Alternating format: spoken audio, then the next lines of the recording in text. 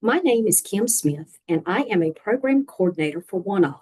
It is my pleasure to welcome you to today's session on creating safe pathways, employment advocacy for military spouses in crisis. If you'd like to drop your name and where you're tuning in from in the chat pod, that would be great. In case you are joining us for the first time, I would like to give you a brief tour of our webinar platform so you can find your way around. Hopefully, you are currently able to view the slides we are sharing. If you are unable to see them or have any other difficulties, please email us at contact@oneop.org for tech support. We hope you join us by engaging in the chat pod today. As service providers working with our military families, we welcome you to talk about your practice and experiences as we go through the presentation. We would love to hear from you.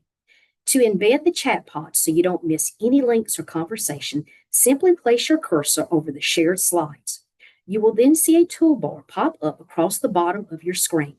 From there, just click the chat bubble icon.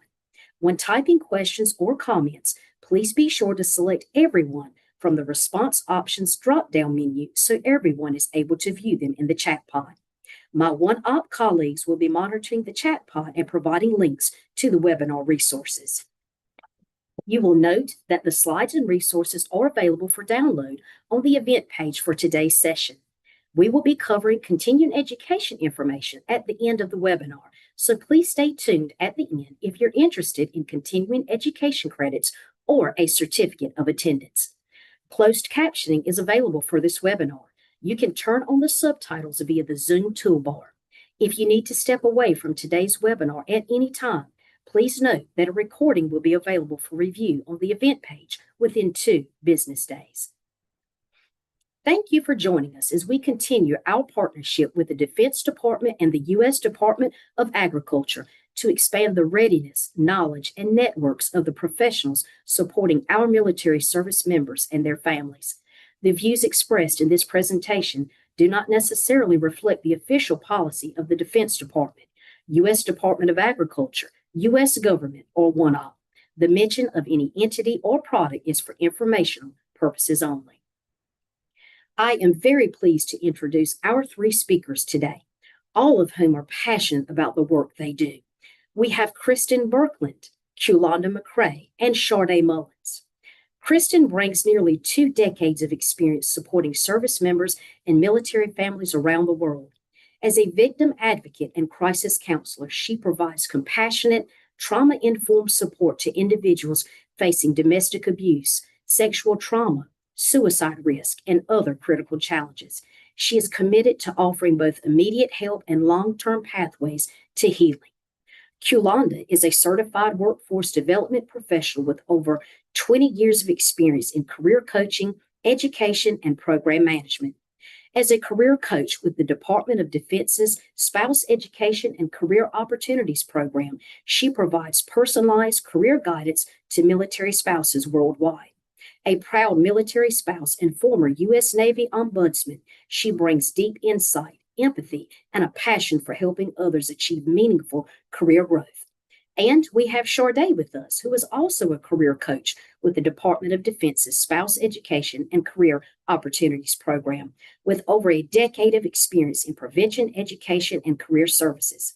She previously supported military families as a family employment readiness specialist.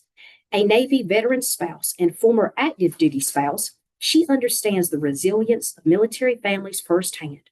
Her career has focused on supporting military spouses in their education and employment journeys, and she is dedicated to empowering them to reach their full potential. Thank you all so much for joining us, and Kristen, I will now turn it over to you to begin our presentation. Thank you so much, and thank you for that beautiful introduction. I am very excited to be here with you all today. As you can see here, these are the things that we'll be talking about. We're going to explore how employment opportunities not only empower spouses economically, but also enhance stability, confidence, and connection, all which can reduce vulnerability and strengthen our families. So I'm really excited to dive into this conversation with you all, share some insights, and hear your perspectives as we think together about how we can create a more supportive, resilient environment for our military families. Because this isn't just about jobs. It's about hope and empowerment and supporting survivors.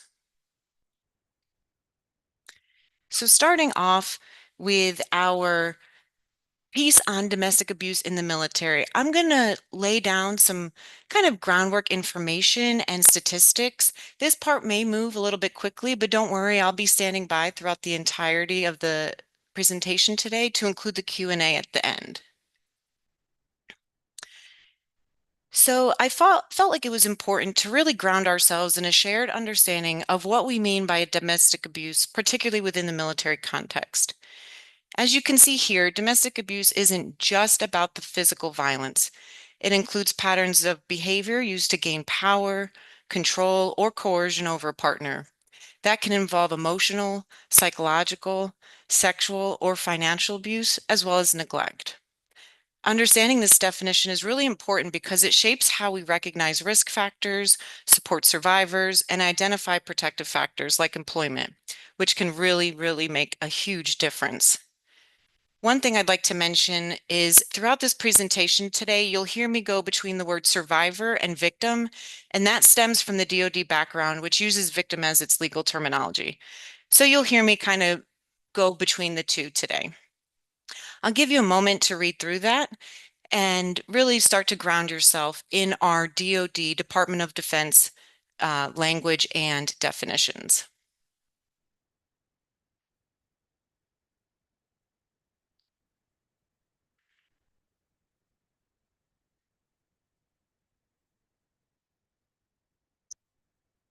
I'm sorry, I'm having an issue with our clicker. Just a moment, please. On to our next slide.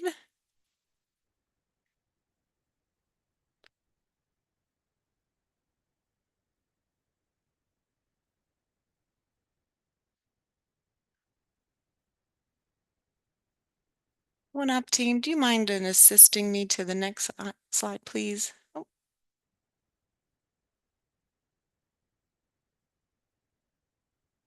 seems to have disappeared on my end.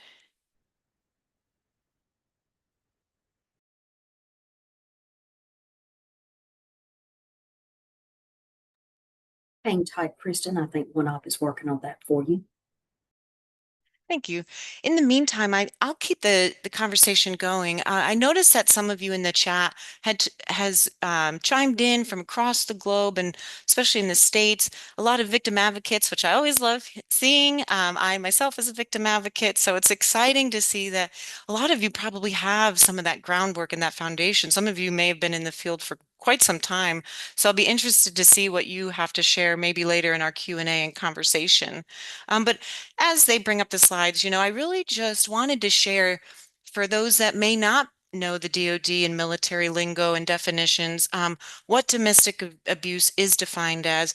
I also included domestic violence because it's really important to understand that, how we in the military world really defined what it is, and that includes the use or attempted use or even the threat of force or violence against someone. It can also include violating a protective order that was put in place to keep someone safe. And in the military, this definition applies when the person affected is a current or former spouse, someone the alleged abuser shares a child with, a current or former intimate partner, someone they've lived with, someone they've had a romantic or intimate relationship with. And I like to really talk about it because it reminds us that domestic violence isn't limited to one kind of relationship or another. It can really look different in every household. So understanding this and having that background helps us recognize who's protected and how the military addresses these situations, both legally and through support channels. The other thing I wanted to include in our presentation today is the IPV, or interpersonal intimate partner violence, excuse me. And that is really important because our FAP, or Family Advocacy Program, provides services to these relationships as well. So in simple terms, IPV involves someone who is or has been in that romantic or intimate relationship with the alleged abuser. What defines a relationship isn't just a label. It's really based on things like how long the relationship has lasted, how often they interacted, the nature of their connection, and so forth. It can include previous or ongoing sexual or intimate behaviors, a history of dating or breakups and reconciliation, how they identify themselves or being identified by others as a couple, some emotional closeness, or shared knowledge of each other's lives. And that's really important because it can impact safety. So this definition really recognizes that intimate partner violence doesn't only happen in marriage, it can occur in dating relationships or any close romantic connection where power and control can come into play. So as I mentioned through our time today to include that I'll be on with the Q&A if you do have some more questions, but I wanted to really lay down some of that groundwork and foundational information that lets us see what do we mean when we're talking about domestic abuse? What do we mean about survivors or victims in these kind of relationships and things like that? So the next thing I have moved into that you'll see in a moment when we pull up the slides is really kind of how does the FAP, that Family Advocacy Program, respond from where they're at?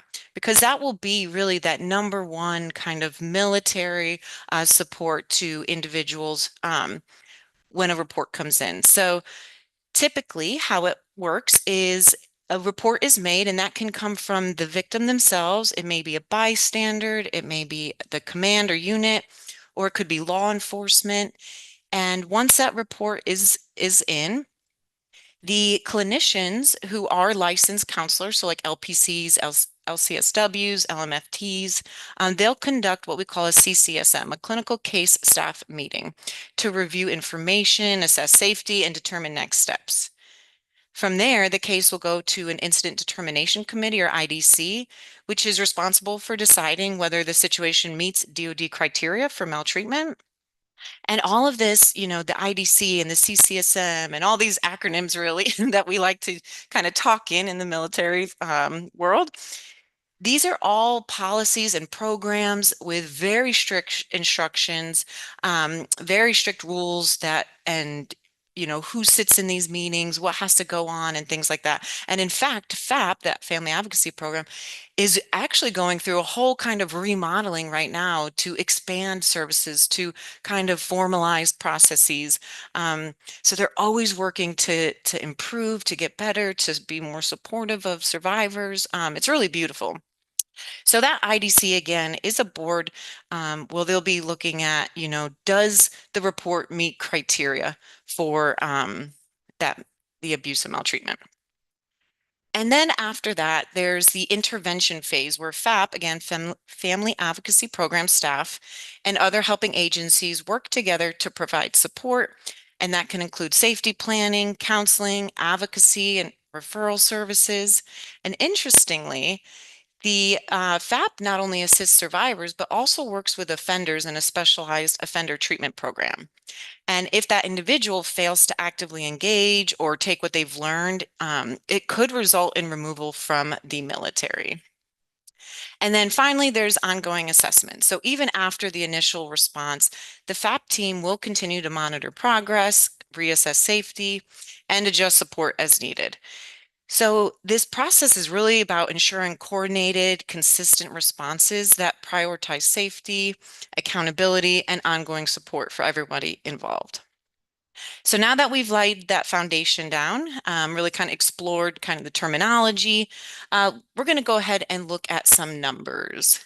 So let me see, we have our wonderful team worked on the slides. And we are going to go ahead and move over, if you can, OneOp team, to the first set of numbers. So it'll be right at, there we go. So you can see this is from fiscal year 2014 to 2023, and all the information that you're hearing me talk about, the pictures and charts you'll be seeing me share in the next few slides, this all comes from the official DoD report, which is very easily accessible online. You can just kind of Google it. It's also in our resources at the end of the presentation. But I wanted to include it to, again, paint that picture and really kind of lay down the foundation of why we're talking about what we're talking about today, because it's so important. And as you can see there, that first set of numbers is prevalence of domestic violence. And then the second set on the bottom there talks about spouse specific. So you can see through that timeline, approximately 15,000 reports were made and 8,000 met criteria. And there are a number of reasons for, again, what comes in versus what meets criteria. But as an advocate, I can't help but wonder, what's going on with these cases? What's happening? Um, how are we supporting the others that didn't meet criteria? Are there reasons for not meeting criteria? And we're going to talk about barriers later on. Um, and so I just really like to highlight that there is still a gap that we need to look at, we need to have an understanding of, and make sure that we're still reaching out and supporting everybody involved. And so while most service members and families have very healthy, respectful relationships, reports of domestic abuse continue to surface each year across all branches. So I just kind of wanted to bring these numbers forward so we can get an idea of what's going on in our military culture. Next slide, please. Here it's a breakdown of the types of abuse. So again, these are met criteria. You can see that the physical abuse is the biggest in both the domestic abuse as well as specific to spouse abuse. And then the lowest number and almost impossible to see is neglect. But again, my advocate critical thinking mind is I'm curious as to why that number is so low. Are there barriers? Is it harder to prove neglect? Things like that. So I always love to be asking those questions, staying attuned, trying to figure out what's the story behind the numbers. And then our next slide, please. Here is an even further breakdown. Again, this is all from the DoD official report that you can find in our references later on. The purple chart there kind of shows the sexes between female victim and male abuser, male victim with a female abuser, female, female, male, male in that purple range. And then the blue and red chart there shows the breakdown of the types of abuse that the DoD covers. So again, DoD, Department of Defense. You can see there's emotional, neglect, physical, and sexual. And I wanted to include this because it's important to remember that abusers can be from different sexes, and victims can. And I also like to think that when we picture the military spouse in our mind, because I think traditionally the old school kind of thinking, we kind of pictured maybe a female victim, maybe a female spouse, but let's not forget our male spouses and our male survivors as well. Next slide, please. And lastly, this piece of data that I wanted to share with you demonstrates the reports, again, that met criteria across ranks. And so you can see in the orange are enlisted, have the higher numbers of cases that came through during that time frame. And then as you move on into the O's, the officers, we see kind of lower numbers. But I like to highlight this because it shows it does happen across all ranks. And just as a quick background, enlisted is typically your folks that don't have formal education, many of them that came right out of high school maybe, whereas our officers have that higher education. And then they've joined, or maybe they've gotten out, got their education, and rejoined. But I really like to highlight this because it shows that, yes, it is occurring across all ranks. And number two, again, these are ones that met criteria. So perhaps others have not met criteria. Maybe there are folks that have not come forward, and we're going to talk about why in just a few minutes and how rank can play a part of that. So I just wanted to demonstrate this as providing that picture of what's really going on per our DoD statistics. All righty. And now jumping into the meat and potatoes of today, why we're here, the exciting part of today's presentation, I believe, is really looking into what's going on and how does domestic abuse and employment tie together. So go ahead and we'll move on to the next slide. Thank you so much. So as I was doing research and as I was collecting just my personal and professional experiences and interviewing different FAP, those family advocacy program specialists and victim advocates, this is what they were telling me, and this is what I was finding when we were trying to understand when our military spouse is seeking that support. So at times, the report may not come directly from the spouse. So we'll see third-party reports. So that could be a friend, a neighbor, or even a child's teacher. We also see that when children are involved, spouses are more likely to seek support because the focus shifts to protecting the family. We see that when there is financial stability, housing, there's supports, there's resources available. That can really impact when a spouse leaves because they may feel more ready to be able to make that change and that leave, um, and feel more confident in that. We also know that it's common to see multiple attempts. That's a very common statistics, approximately 7 times. We know that spouses will seek help if there's an urgency or a crisis. Maybe things have gotten to a certain level that now there's danger involved, right? If they're feeling very unsafe or isolated. Reports show that spouses feel safer seeking help when their active duty abuser is maybe gone on travel or deployed. This really gives them the time to get things in order, to exit safely. And we know that spouses will sometimes come forward after someone they trust or maybe someone they admire encourages them either directly or indirectly. But it's very, very common to see, with the multiple attempts and as well as outreach and training events, which is really neat. Um, to me, it shows how vital awareness and connection are. When spouses know where to go and who they can trust, they're more likely to reach out before things escalate. So it does really vary on when a spouse seeks support, and each individual has like their own timing. They know their own situation best. They have their own safety issues to consider. So they are truly the experts in their own lives, but these are just trends that FAP tends to see. Moving into our next slide, please. And how? So how are our military seeking support? Although it will vary as well, we do see some common patterns. So they may reach out through official channels like security, which could be the base police, local law enforcement, maybe NCIS or CID. They may use the family advocacy program, which is 24/7, 365. They may use their ombudsman or their key spouse, family readiness officer. Each branch kind of has their own name for that individual.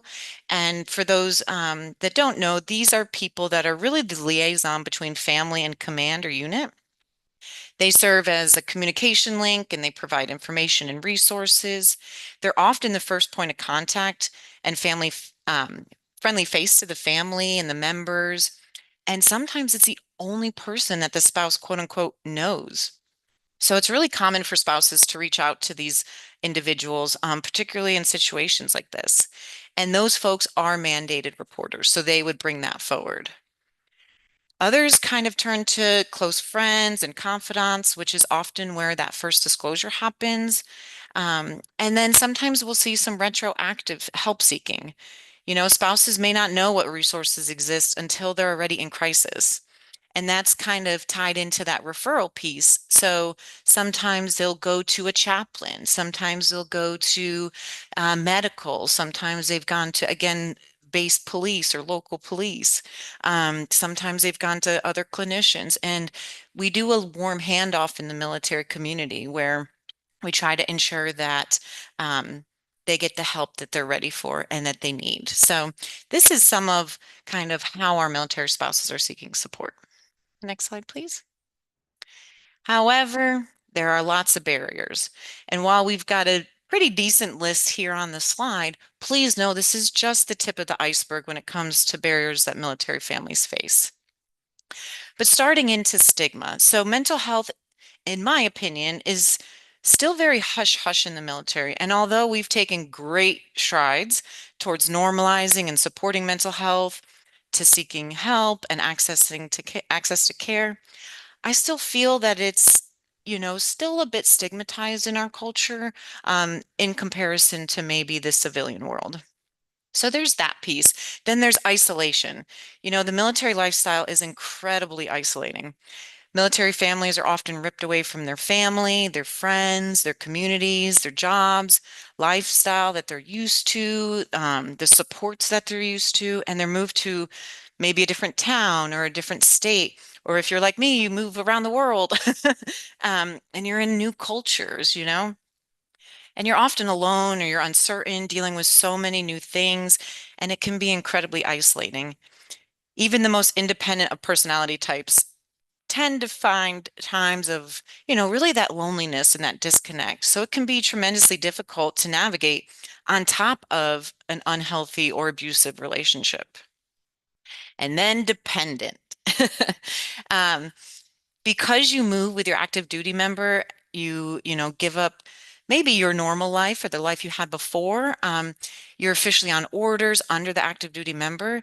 You're now called a dependent, like truly. The active duty member is your sponsor. You are the dependent. Um, I personally don't choose that terminology while working with military spouses, but it is what we're kind of known as. Um, and I like to think of the implications this has on an individual, to be labeled that and to be reminded of it, that you need your spouse, that you need the orders or, again, your spouse's kind of signature, if you will, for a house or a car or access to services, for a job, for everything. It really exacerbates when you're overseas or you're kind of in a different location. And your options may be extremely limited, particularly that overseas lifestyle where mainly all of your options and services will be on the base alone. So you can see how easily a person can internalize this dependent label, thus making it even harder to leave an abusive relationship. Misinformation, this playing the telephone game is kind of common, and people will jumble up truth from reality, fiction from fact, what's right, what the rules are, who's eligible for help, and so forth. Reputation can be a big barrier. Sometimes spouses take on a bit of the rank or role of their active duty spouse. In some branches, there are even classes for spouses once their sailor or soldier reaches a certain rank. So you can imagine the image that they may feel they have to portray. Earlier, we were looking at that graph showing ranks of abusers, and though it demonstrated lower numbers for the higher ranking, maybe the reputation piece has something to do with it. So a spouse may be worried about their own reputation. Some victims want to protect their abuser's reputation. I've personally seen that with clients. Um, there's always a fear that, if their active duty member were to be accused of a crime such as abuse, they could be stripped of rank, they could be stripped of their retirement, and that could have like financial consequences for the survivor. So all of these things could prevent victims from coming forward. And of course, we know fear. Fear plays a major role in preventing survivors from coming forward, especially when it's time to leave, as we know that that can be very dangerous time. Um, so compounding fear of lack of options, resources, support, accessibility to things that they need for leaving, fear for safety, fear for retaliation. Maybe there's financial fears because perhaps they've leaned on their active duty member for income, retirement, healthcare, and things like that. So those types of fears um, could be really scary for them. The thought of having to start all over at square one. There could be fear that nothing will happen to the military, that the military, quote unquote, protects their own. And sadly, that mindset doesn't come from nothing. There's been a history of that in some cases. All of these things and more can really create mental and emotional chaos within somebody, thus creating that tremendous fear. There may be a lack of options, again, going back to that quote unquote dependent label and lifestyle. Maybe there aren't as many supports available. Maybe you're very isolated in your location. There may be lack of information. So maybe that ombudsman or key spouse, or maybe the teams on the base haven't done as much outreach. Maybe their contact info isn't shared as wildly, things like that. We see some mixed messaging, and that can really include so many different things, from the mixed messaging we get inside the military culture to kind of, suck it up and be understanding of the stress of the environment, to societal messages, or even really personal cultural messages that we've received in our lives. Again, unclear guidance and contact info, kind of going with that misinformation or lack of info. There could be a prior exposure to violence. So maybe the unhealthy relationship that they're experiencing now, it might be what they're used to, what they know. They don't understand that it's unhealthy or unsafe. And then personal upbringing could mean so many different things. Um, from, what their culture beliefs are, their background, their history. All of this can play a role in not just the relationships that we have in our lives, but how or even if we seek help at all. Moving on to our next slide, please. So as we look at some vulnerability factors, these are some of the many things that came through in my research, again, in my work, and then my interviews that I conducted in preparation for today. So when we look at the vulnerability factors in military families, it's really important to understand how these challenges can intersect and increase risk within the home. So you can first see that economic dependence and financial instability. We kind of talked about that already. With the many different relocations, there's employment gaps. Maybe there's limited access to healthcare and housing and childcare. When a spouse doesn't have that consistent income or career progression, it can really create this dependence that makes it harder to leave an unhealthy or unsafe situation. Isolation, again, that we talked about, those PCS moves, the deployments, living far from family can really leave spouses without a strong local support network and more reliance on the abuser.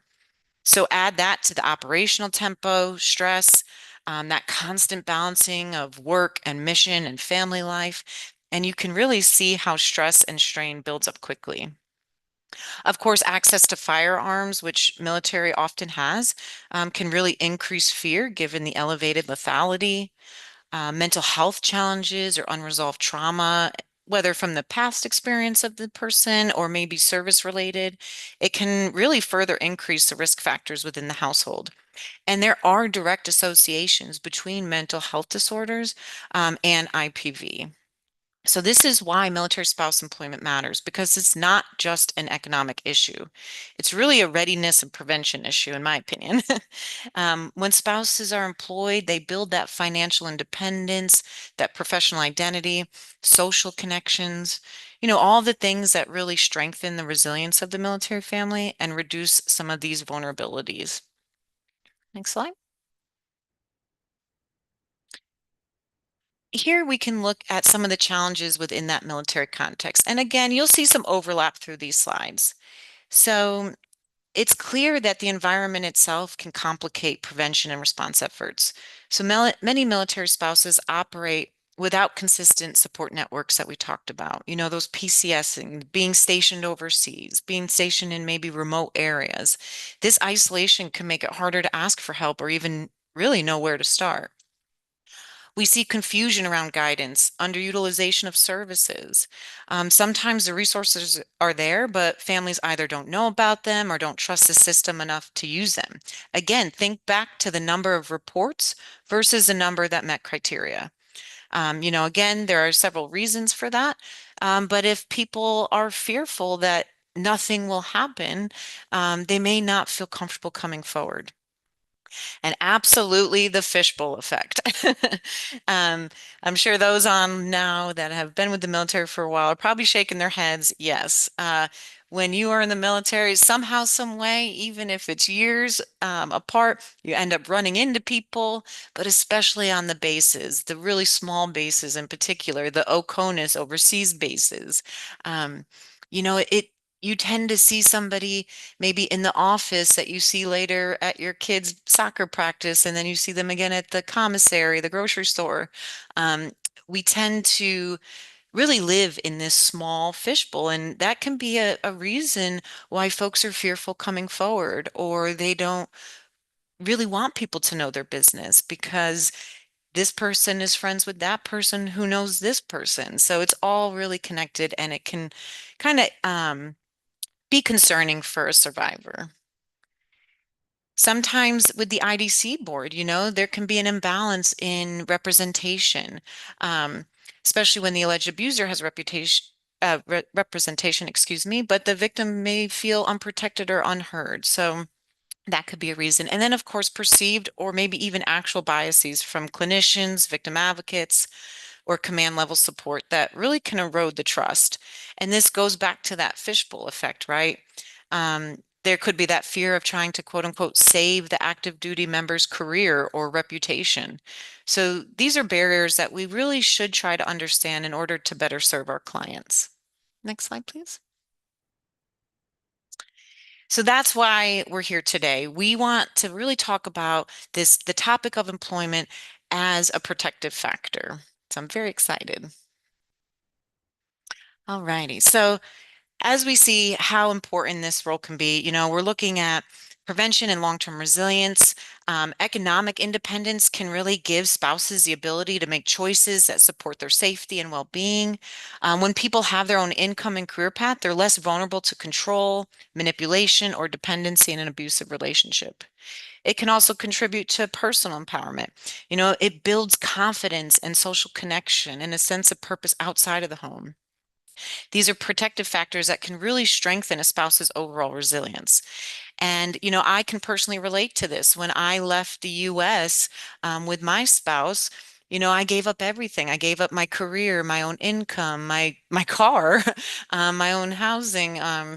We had just gotten married and I moved to the Middle East and, there was it was just a strange experience to become this dependent on my spouse, and to turn to him for everything. And we had a very healthy, happy relationship. So you can imagine how that's exacerbated, in unhealthy or toxic environments. And you really lose that sense of self, that identity. So when you do have employment, you can bring this all back to that individual and really give that sense of safety and independence. Accessing to training and education and upward mobility can really help secure employment, and increase salary, leading to more of that long-term stability for the whole family, really. And this stability can help to interrupt or ultimately break some cycles of abuse that can persist when maybe financial or emotional dependence goes unchecked. Looks like. However, of course, we do see some barriers to military spouses finding and gaining employment. So even though we recognize the importance, of employment, we have to acknowledge the barriers that are specific to our military spouses. So first we talked about barriers for reporting abuse. Here are barriers specific to that employment piece. Um, so I kind of mixed it with those in general military spouses and those facing the abusive or unhealthy home environment. So one thing here, very significant, is abuser interference. So a military spouse in these environments may be fearful that the abuser might sabotage the employment opportunity, maybe withholding transportation, childcare, or even creating crises, to make that spouse miss interviews or work days. Military spouses in general can experience employment gaps because of those frequent moves, making it very difficult to build a consistent resume or to advance in your career. There may be limited support networks. Childcare can be very difficult, particularly in those remote locations or overseas where there's often wait lists to get in. Legal requirements, such as state-specific licenses that sometimes don't always transfer easily between duty stations, can be really difficult. Overseas, we're subjected to the SOFA or Status of Forces Agreement rules, which can drastically limit opportunities. There could be safety concerns, again, back into the abusive or unhealthy relationships. You know, that can prevent somebody from working, especially if the workplace is known. And of course, in our military environments, usually your spouse does know because you are using the orders. Um, there could be that exposure to risk. And then, of course, there are systemic economic barriers. So underemployment, limited remote options, lack of command level flexibility, that can really make it harder for spouses to thrive professionally. So addressing these barriers, really, it's not just about job placement. It's, to me, about reducing risk, increasing that independence, and supporting readiness at every level of military family system. So when we think of employment as a protective factor, again, some of the things we kind of talked about already, but studies have shown that employment really does help to reduce marital instability by easing some of the financial tensions. Money is the number one reason for divorce. We see time and time again. It's a very big stressor in military relationships. So when both partners can contribute, it can really help to lessen the strain and promote more equitable decision making in the household. We also see, of course, like we talked about, it enhances the well-being and personal identity, um, you know, just like I personally experienced. And for many military spouses, meaningful work can help to restore, their sense of purpose and belonging. It helps expand their social network. They may have people they feel safe to talk to, especially, again, our isolated spouses. And, oftentimes our spouses are really kind of in the shadow of their active duty member. So this gives them ownership, something that's theirs, something that they can really kind of take and be proud of and put a lot of their energy into if they want. We see, of course, it can help to stabilize some socioeconomic stress, really increase that independence, that agency, providing really confidence and resources to make choices for themselves and hopefully, support their long-term stability. So I really see it as a readiness and prevention issue that can help keep folks safe and really strengthen our military community. And lastly, I wanted to touch on support for survivors. Some little tips and tricks and things I thought about is like, how can I, when I was a career counselor for the military spouses, how could I be a better support? And then thinking now in my victim advocate and crisis counselor roles. So these things came to mind. So number one, I strongly encourage folks to try to learn about the military culture and military spouse culture because it really is its own world. Military has their own language, their own the way they dress, the way they behave. Um, we have their own grocery store, our own post office, our own systems in place. So learning about those, learning about the barriers, learning about what are options available. So offering resources that are both military and non-military in case they want those outside ones. I like to include them directly, through conversation, maybe giving a business card, but I also hang it up in my office because you never know what they might see, they may not know to ask. So I like to kind of include it in my folder if I give them that or hang it in my office. Of course, building our strong communities and networks. So going out and understanding and connecting with agencies that do work with military. Um, helping to raise awareness, like how can we enhance services? How can we better support our military and their spouses? Absolutely providing financial literacy and employment support that I know our awesome team of SECO is going to get into.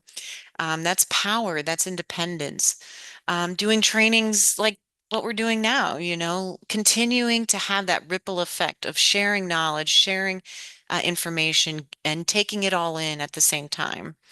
And then I love using evidence-based interventions that are specific to our military so that when they hear it, when they receive it, it connects with them. And then helping to, again, spread the word out and start to use those evidence-based practices and offering support programs and advocacy services. Again, you know, maybe bringing somebody into your community, maybe connecting your client to the programs that are already out there. Just kind of building on what we can do to help allow that individual to gain some independence, feel empowered, and give them the resources that they deserve. So I know I went very quickly through that. I just wanted to watch my time, but I am staying on. We're going to do some Q&A at the end. I appreciate OneUp for the assist. And I'm going to turn it over to Seco for all the wonderful resources they have to share with you today.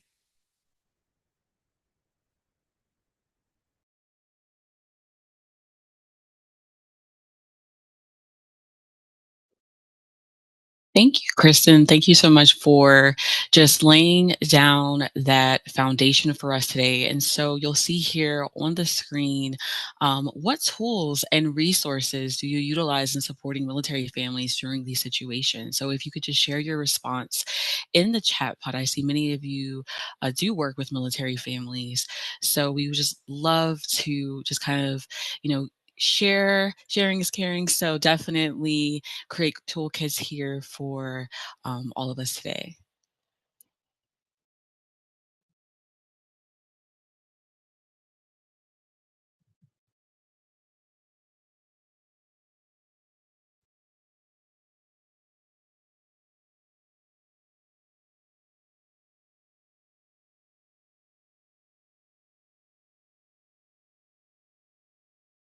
All right, we see psychoeducation, referrals to FAP, amazing resources, uh, the chaplain, supporters, off-base resources, 211 is always a great resource.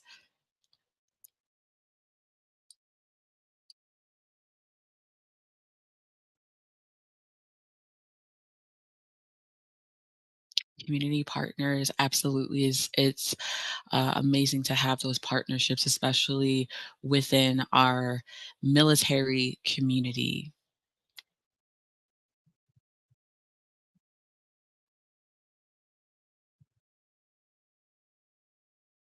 Religious agencies, absolutely, they can also uh, be very helpful.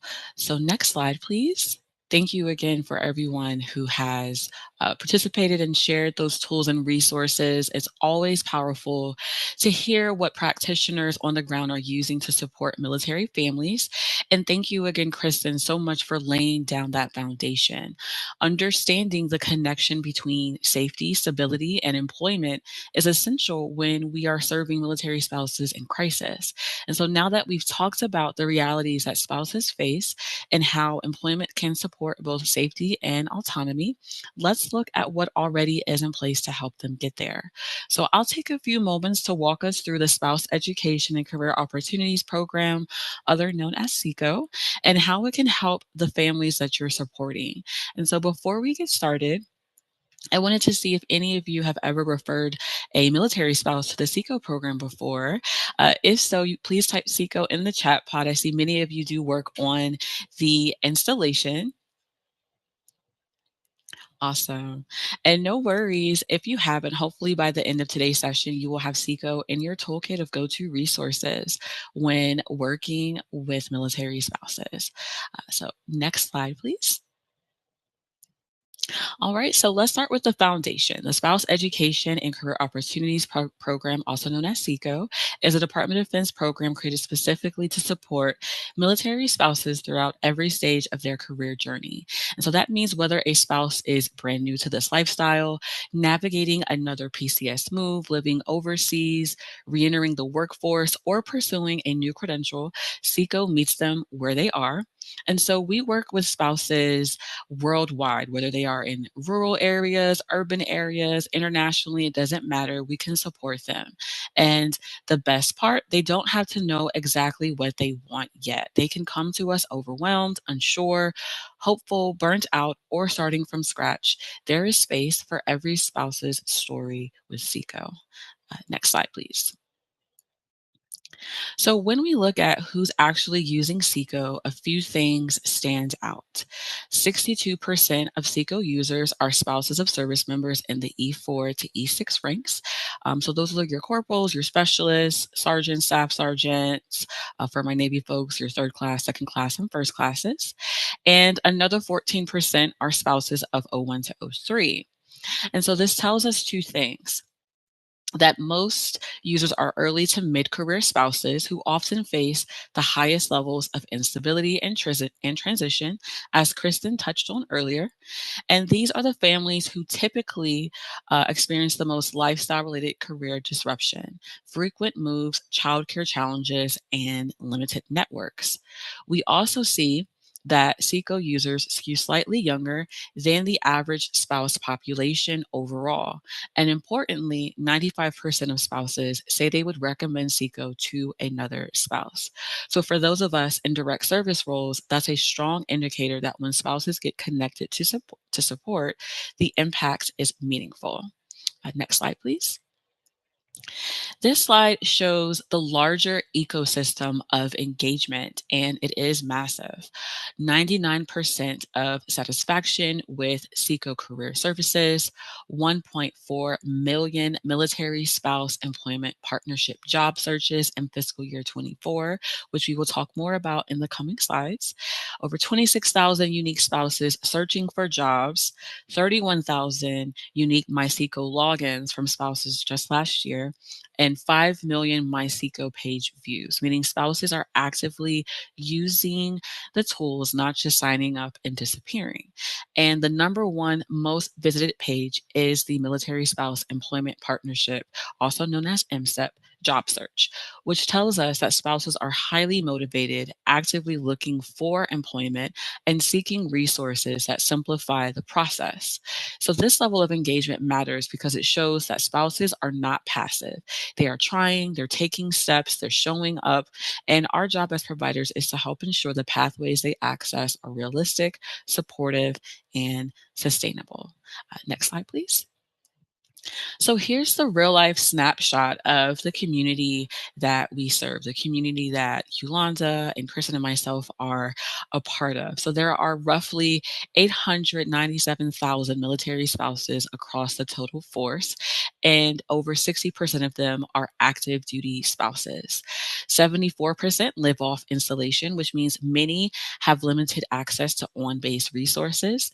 The average age of active duty spouses is 32, while Guard and Reserve spouses tend to be around 37, and 69% have children under the age of 12, with an average of 2 kids.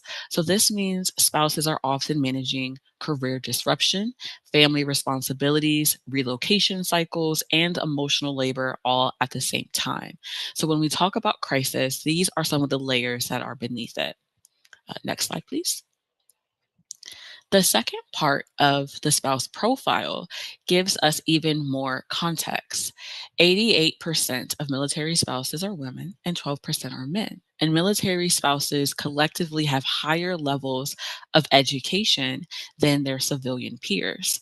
Now, this is important because spouses are often overqualified but underemployed. They bring degrees, certifications, and experience, but face barriers that prevent them from working at their full skill level. So when a spouse is in crisis and says, I can't find work, or I've applied everywhere, nothing is landing, it's important to remember that this usually isn't a reflection of their motivation or capability. Military spouses bring significant strengths, but the realities of military life, such as frequent moves, changing job markets, licensing requirements, and family responsibilities, can make the process more complex. And that's why advocacy and informed support matter. When service providers understand these challenges and connect spouses to targeted resources, we can help remove barriers and create clearer pathways toward meaningful employment. Next slide, please. So let's talk about some of those employment realities. So 69% of active duty spouses are in the labor force, but the unemployment rate for military spouses is 20%, almost 7 times the national average. And those who are unemployed spend an average of 23 weeks searching before securing a job. That's just over 5 months. So for families living on a single income with childcare gaps, PCS expenses, and instability, this can be a crisis point. And this is why programs like SECO exist to shorten the time between I need help and I have a plan. Next slide, please. So this slide shows the long-term trend. The good news is that active duty spouse unemployment has dropped since 2012. However, we see that it stayed above 20% for more than a decade. Reserve and Guard spouses consistently sit around 8% unemployment. And for spouses who relocated in the last year, unemployment is still significantly higher. So in other words, relocation remains the biggest disruptor. Every PCS costs a spouse. Next slide, please. So this final data slide puts everything in perspective.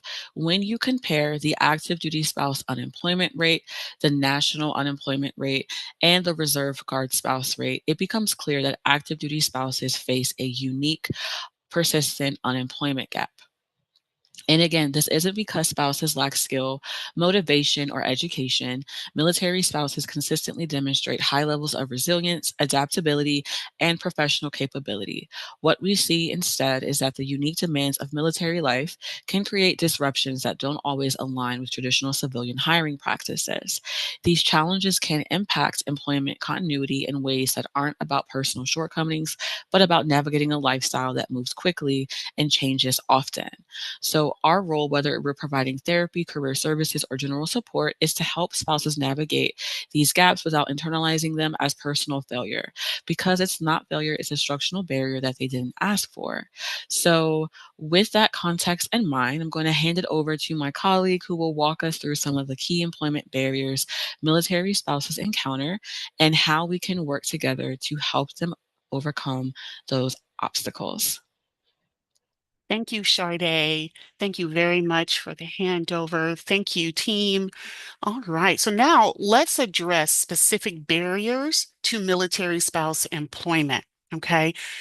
Frequent relocation disrupts careers.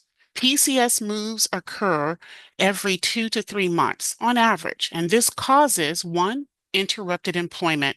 Spouses may need to leave jobs they like or jobs that align with their training. It can also cause resume gaps. Frequent stops and starts can look like instability to civilian employers. And thirdly, it could also cause limited long-term growth. Promotions and seniority usually require staying in one place. According to the Office of People Analytics, the survey completed just last year in 2024, 81% of military spouses have moved within the last year, at least once, okay? And this is over their career to date. 58% of military spouses have moved within the last 24 months. And as our spouses relocate throughout the world, it's most often that spouses will find themselves in rural or international locations. Career opportunities are often limited at duty stations. The availability of jobs vary by location. So rural or overseas bases may have fewer local job options. The local economies may not match the spouse's field. So for an example, our tech spouses and those that live in rural bases or at rural bases will find it difficult, okay, to be able to match their skills based on the job market. And then, of course, high competition, okay, for those on-base civilian jobs. As pictured here on the slide, and for those of you that are tuning in audio only, I am referring to a graph on slide 38. And as pictured here on screen for those of you watching, listed are the barriers with the highest reported impact to the least. 31% of military spouses have reported frequent moves, followed by 30% of military spouses reporting lack of flexible schedule options. 27% of spouses shared that pay does not cover childcare costs. Another 20% reported, of our military spouses reported that there is no available childcare. Now, upon relocation, okay, a PCS move, 19% of our military spouses have reported there is no job in their field. 13% have reported they lack the required experience for the jobs available.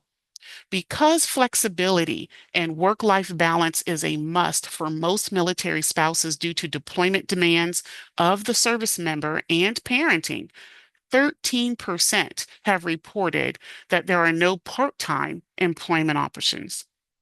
Now, we have discussed frequent moves, lack of flexible and part-time scheduling, lack of childcare options, high childcare costs, lack of availability, and lack of professional experience. Another barrier to employment, which has been reported by our military spouse community, has been license transferability. 9% of our spouses have reported the inability and challenges to transfer occupational licenses from one state to another. Many careers, such as teaching, nursing, counseling, cosmetology, real estate, they all require state-specific licenses. Each PCS move may mean that the spouse will be paying for new licenses, retesting or meeting different state requirements, waiting weeks or even months for approval before working again. Some states now offer expedited reciprocity, but is still very much uneven. And this has been a topic for continual development as the interstate compact agreements among various occupation groups continue to expand. So let's take a closer look at the military spouse profile, and why limited availability and access to childcare is a barrier to employment. 67% of active duty spouses have a child under the age of 18 living at home. 45% of active duty spouses have children under age 6 living at home. In 2024, 44% of active duty spouses with children under age 13 routinely use child care during the workday. Deployments and permanent change of station or PCS moves, they can have major impacts on military spouse employment, often making career stability and progression difficult. Deployments increase home responsibilities.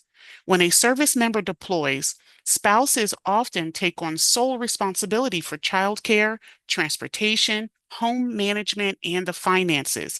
Full-time work may become harder without a support network. Employers may not fully understand or accommodate the realities of military lifestyle. 74% of active duty spouses have experienced their spouses being deployed for longer than 30 days. Now, as previously mentioned, PCS moves often occur every 2 to 3 years, again, causing interrupted employment, resume gaps, and limited long-term growth. Well, 23% of our active duty spouses have reported experiencing a permanent change of station within the last year. Another 18 have chosen to remain in place and not move with their spouse at least once during their spouse's career. The most critical problem areas experienced during a PCS move have been finding employment. 49% have reported difficulties in finding employment, 45% reported loss of income, and 40% have reported unreimbursable moving costs. We have found that nearly 51% of spouses find employment less than 4 months after a PCS move. 21% of spouses reported finding employment within 4 to 7 months. At a slightly larger percentage, 28% of spouses have reported 7 months or more.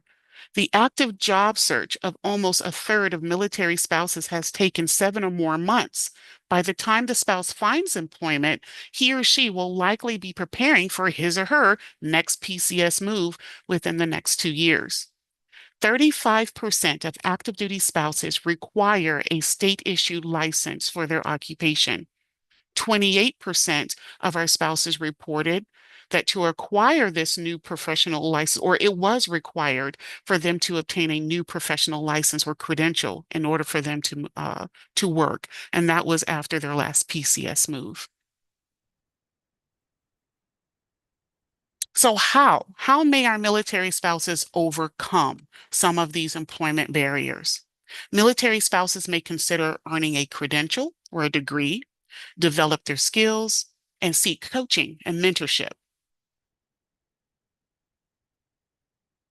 Now, the Spouse Education and Career Opportunities Program, SECO, it offers education and career guidance to military spouses worldwide and offers comprehensive resources and tools for all stages of their career, also supporting their career progression. So what I'm going to do now is introduce you to various resources specific to support of their education, skill attainment, and career readiness. Beginning with the MyCAA, or the My Career Advancement Account Scholarship Program. This is a workforce development program that provides up to $4,000 in financial assistance. There is a maximum spending limit of $2,000 per fiscal year.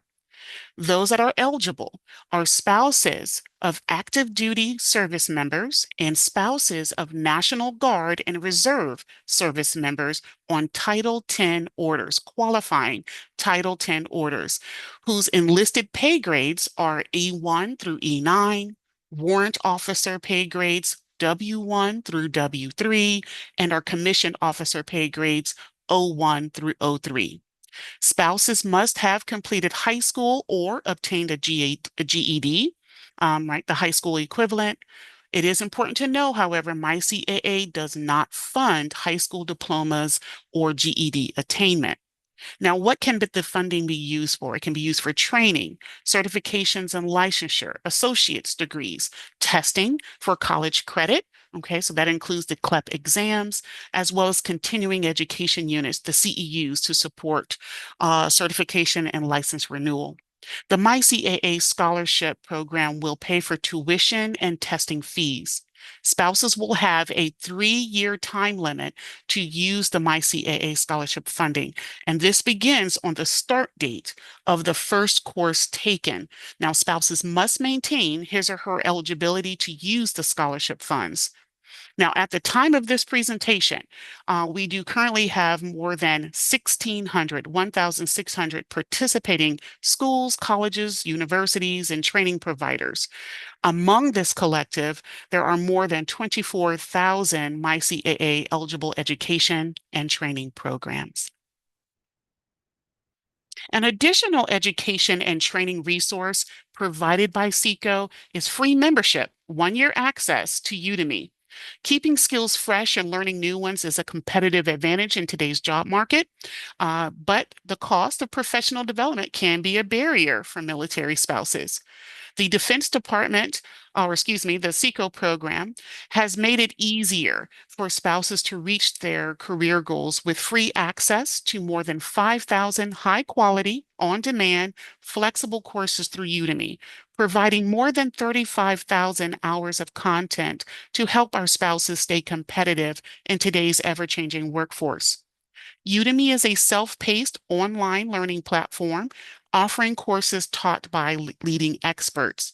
Some of the pathways to certification include Amazon Web Services, Microsoft Azure, IT certifications like CompTIA, Cisco, CISM, and Salesforce, business development certifications like the Project Management Professional, the PMP, certifications and training in support of the National Association of State Boards of Accountancy. Okay, so that's coursework and bookkeeping, and supported for the CPA licensing exam, and many more.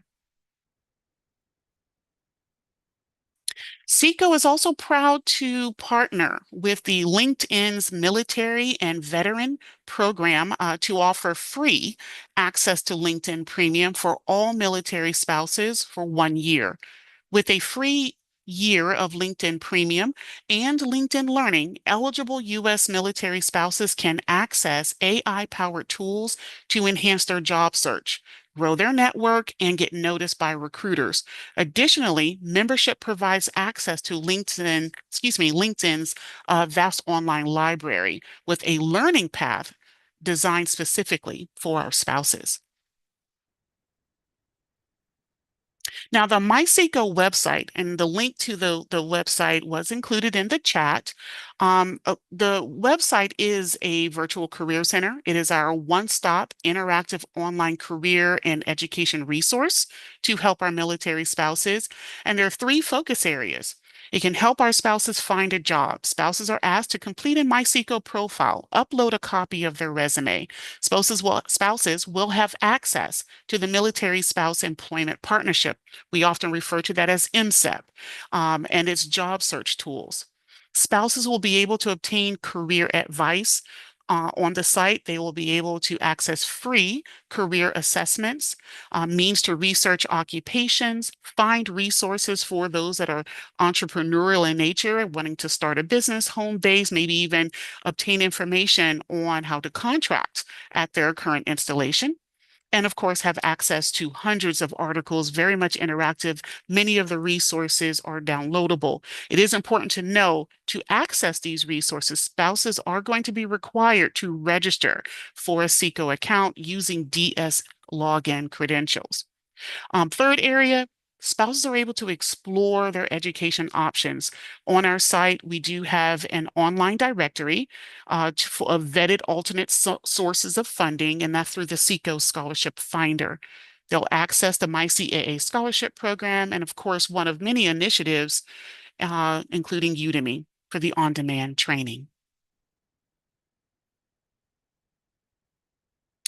Now, career coaches and advisors, who is delivering this support, okay, to our spouses through the Career Center? And that is myself, Sade, and a team of several dozen other coaches and advisors. We offer expert career and education guidance and direct our military spouses to tailored resources. As a coach, what we are here for is to help our spouses assess current skills and their aptitudes, clarify those career goals, explore education opportunities, maximize their job search efforts. Learn to self market, build those networks, and create a path, okay, a career plan to achievement. That also includes education advising. Each coach on the team has a master's degree, at least 4 years of experience in education, career, or employment coaching, and a required certification, whether it be the Certified Workforce Development Professional, the CWDP, or have a certification from the a National Certified Counselor Credential, the NCC, or the CCC, Certified Career Counselor Credential. Through the Virtual Career Center, military spouses may receive comprehensive, personalized coaching for up to 1 year following their service member's retirement or separation from active duty service. We'll provide information, guidance, support with education, career, and life decisions, supporting them with those life decisions. A career coaching session is one-on-one, so the spouse may expect that the environment will not only be personalized, but it's also confidential. Okay, they will call in. Our sessions are about 45 minutes. They are free and unlimited. During these sessions, we can identify current skill sets, seek opportunities to build those additional skill sets, receive that guidance on how they may showcase their skills, and of course, building those networks. Determine education and career goals, exploring education options. This includes degrees, certifications, licensures. Learn about the licensure or credential requirements specific of the industry that they're wanting to go in or further their career in, or those that are recognized by the employers who are hiring in their field. We strategize and maximize their job search, connect them with employers that are committed to hiring military spouses. The Military Spouse Employment Partnership is comprised of over 950 partnering organizations and employers who have made a commitment to actively recruit, hire, promote, and retain military spouses. They have gone through an onboarding training with the SECO program, learning about the military lifestyle, the barriers that our military spouses have experienced over the course of their tenure as a military spouse. And most importantly, they've been able to identify and come to learn of the resilience, the transferability skills of our spouses, again, making them ideal for many employment opportunities. Our spouses will be able to receive resume reviews, conduct video mock interviews for personalized feedback, learn to leverage some of those supporting tools like LinkedIn and Udemy, understand how to evaluate school and training options that will work best for them. And of course, for our entrepreneurial spouses, okay, investigate those skills needed to be an entrepreneur and identify training that's available and resources, including capital resources to help them start and develop their businesses. Please note, again, the takeaway here, the SECO coaching sessions are free. They're unlimited. And most importantly, they're confidential. And that's for our spouses who have been in or will be in a disclosed or undisclosed crisis. Spouses can schedule an appointment with us by calling 1-800-342-9647. I'm now going to hand it back over to Sade for her to continue sharing some of our other resources available provided by career coaches within the Career Center. Thank you so much, Yolanda. And now that we've talked about all these wonderful career coaching and services and how spouses can receive one-on-one guidance, I want to introduce a couple of other tools and some partnerships that can significantly ease the employment stress that many spouses carry. So we see here, we have our on-demand resume review service. Yolanda did mention it previously. And so as service providers, you probably might have seen how often resumes resume anxiety might show up in your work. Spouses feeling embarrassed about employment gaps, unsure how to explain multiple relocations, overwhelmed by where to begin, or convinced that their resume is the reason they're not being called back. And so the resume becomes a barrier before they even apply. And that's why this service is so valuable. It gives spouses quick, personalized professional support without adding extra appointments or logistical stress. So spouses just email their resume and cover letter along with either a job description or career goal directly to our Seco Career Coach inbox. And within 3 business days, a career coach reviews their documents and sends back detailed tailored feedback to strengthen both the resume and cover letter. And if they have any questions after receiving feedback, they can reply back and continue that conversation with the career coach. So this is simple, it's accessible, and it removes a major barrier for spouses who are overwhelmed, discouraged, or restarting their job search after a PCS or life transition. Next slide, please. Now, I want to shift to a resource that can dramatically change employment outcomes for the spouses that you work with, especially those navigating crisis, instability, or repeated job loss due to relocation. And that is the Military Spouse Employment Partnership, or MSEP for short. So MSEP is an initiative, like Yolanda mentioned, that connects military spouses with more than 950 vetted employers, partners who have made a formal commitment to recruiting, hiring, promoting, and retaining military spouse talent. And so these employers are held to standards, expectations, and accountability measures. So why does this matter for the families that you support? Well, because many spouses internalize employment barriers as personal failure. And they often tell us, Yolanda and myself and other coaches and advisors, that, my resume has too many gaps, or no one wants to hire someone who moves all the time, or I keep applying and hearing nothing back. And so what MSEP does is eliminate some of those emotional and practical challenges that spouses often experience during their job search by connecting them to employers who understand PCS cycles, understand resume gaps, and value the strengths that military spouses bring, such as resilience and flexibility, problem solving, leadership, and multicultural competence.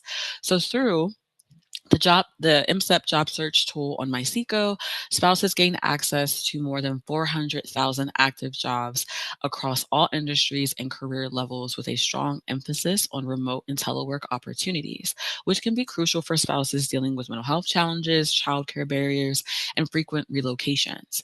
So for U.S. service providers, MSEP becomes a practical intervention point when a spouse is overwhelmed, feeling discouraged, or doubting their career potential.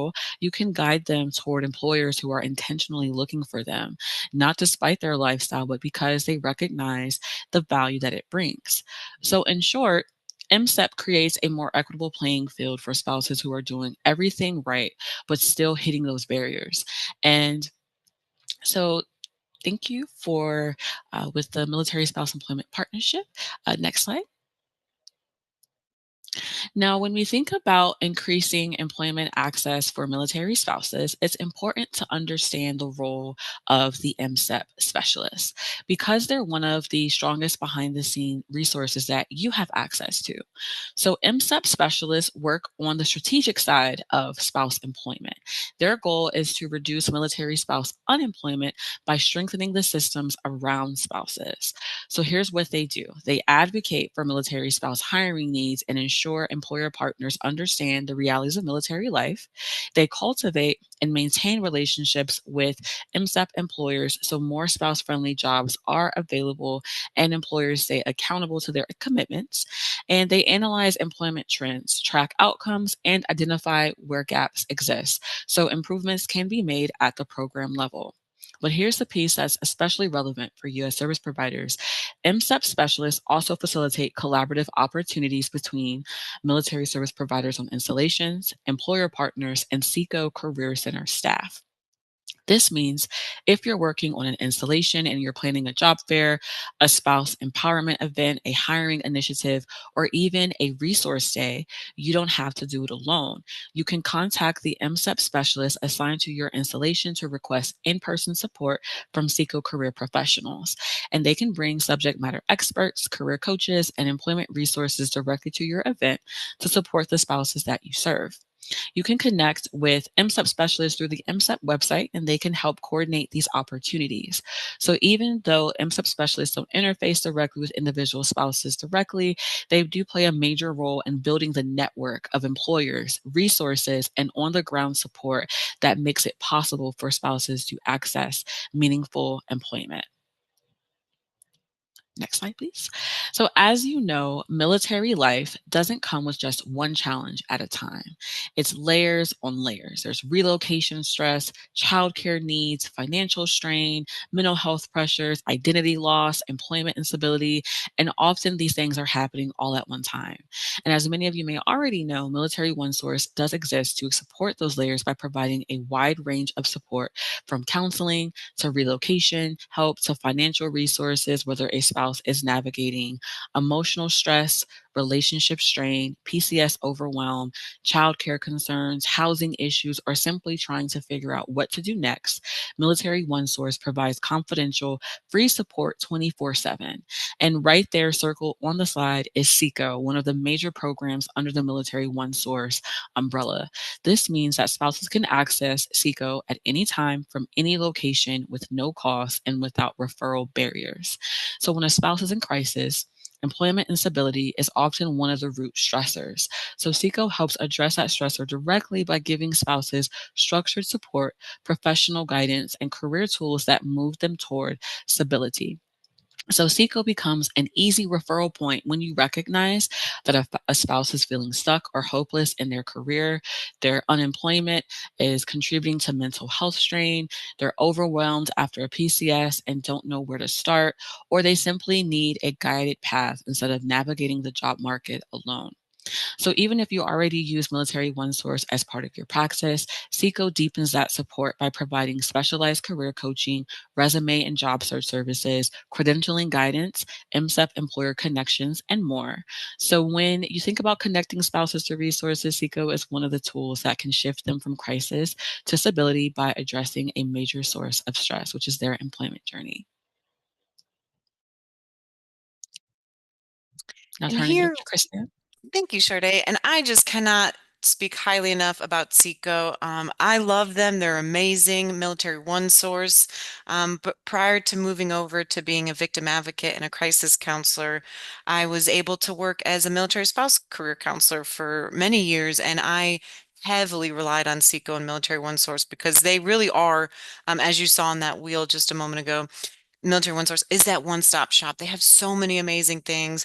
SECO does incredible work because, as we see here today, military spouses and families just really kind of, they go through so many different things, and the PCS and the career growth can be difficult and lengthy processes for finding a job. So I cannot applaud them enough. They're incredible. I was so excited to be with them today. And so in addition to the SECO and Military One Source you see here, I added a few additional supports that could be for really any military family. That first one there, it talks about fleet and family support centers or military and readiness, family readiness centers. Every branch kind of calls their this kind of agency something different, but it's really the social services of the branch. And most, if not all, bases have them, whether it's full-on services that may be hybrid, some in-person, some remote. They're wonderful agencies that provide clinical counseling and care to that, and that FAP service that I kept talking about, to financial support. They teach classes for free, by the way, best price available, right? They have career counseling as well. They work hand in hand with Military One Source and with SECO. As you can see there, that clinical counseling, oftentimes there's things right on the base to include that military family life counselors you see on the bottom, to the in-house, to virtual. Of course, we have non-clinical counseling options as well. And sometimes there are things even for free. I'll be sticking around for some Q&A. We can chat about some other options that are made available to military families. Financial counseling, like I said, there's this PFM, the Personal Financial Management Program, typically embedded in those Fleet and Family Support Centers or the Work Life Office that you see in that first bullet. Again, the Military One Source and SECO. FAP is that family advocacy program I kept referring to. So that's that 24/7 support for things like domestic abuse, child abuse, and so forth. There's virtual options. I work for the Navy currently. So we have what we call CNIC virtual learning opportunities. The different branches have things kind of similar to that. Chaplains, I always promote them for our military families because they are 100% confidential, meaning that even if they were to talk about harm to self, harm to others, things like that, that chaplain will stay with them and work with them and hopefully, refer them off to the right resources when they're ready. But they're not those mandated reporters that maybe you are or that I am as a victim advocate. So I always tell folks, if you don't know where to start, you can start there. And then our Sexual Assault Prevention and Response Office, that's our, victim advocates and program that really helps military sexual trauma survivors in seeking the help that they deserve, to include, Oconus, we have civilians included in that and things like that, family members and so forth. So this, again, just tip of the iceberg. There's so much out there that can be helpful, whether it's for your career counseling, whether it's for your relationship. So getting to know those as you serve your clients, I thought could be very helpful. And before And we move on, here's a list of references for our data research and program information that we've covered today. So a list of all references and resources are linked on the event page. All right. Wonderful. Thank you all so much for sharing your wealth of knowledge and insight with us today. It's been wonderful. We are a bit short on time for questions. So I think we'll do one quick question that was dropped in the chat earlier. For those of you who have additional questions, still feel free to include those into the chat pod, and then we can answer questions in a follow-up document that will link to the event page so you can still see the answer to those questions. Real quick for our presenters, we had a question earlier about if any of you reach out to Chamber of Commerce organizations in each state to share your services and resources.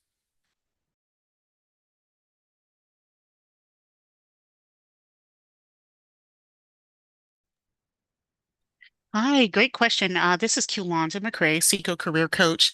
I can speak for, as far as SECO is concerned, and as the coach, I can't speak on the organization, but on the level as a career coach, no. We do not directly work as a liaison with our collaborating, supportive, or our referral organizations, referred organizations. Our role is going to be specifically with the military spouse. Now, with that being said, given in a coaching session, right, that gives the coach the opportunity, speaking directly to the spouse, to be able to make those referrals, be that information and referral specialist to Chamber of Commerce, not only for employment resources, entrepreneurial resources, and other education and training opportunities, but as a collective on the career coach side of the house of the SECO program, we do not. I hope that kind of answers your question. I did post in the chat a link to the Spouse Ambassador Network. For those of you who can, take a look at it. You're going to see on that page that there's a list of organizations whom we do refer to in various capacities that provide employment support, advocacy and communications, as well as educational resources. Now, this is not only for the military spouse specifically, but also for providers such as yourself, those organizations that do provide services to the military spouse and either directly or indirectly to the family member. Wonderful. Thank you. With that, we'll kick it back over to share some closing out information. As I mentioned, please do feel free to continue to drop questions in the chat. We will collect those as we provide the rest of the information. I will turn it over to Kim now to close things out. Thank you. Thank you, Kayla. And yes, I echo the thanks and appreciation to our presenters, our OneOp moderators, and our attendees today. We appreciate you taking your time out of your busy schedules to join us. Now let's talk about evaluation and continuing education. Your feedback is very important to us, so we ask our audience to take a short evaluation letting us know your thoughts on this webinar.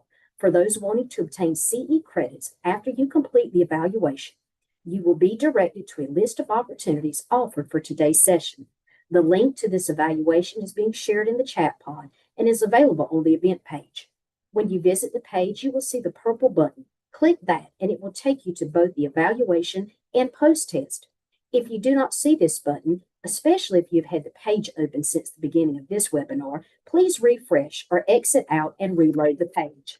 Select CE types require the completion of a post-test. With a completion of 80% or higher, a certificate will automatically be emailed to you within 24 to 48 hours to the email address you provide.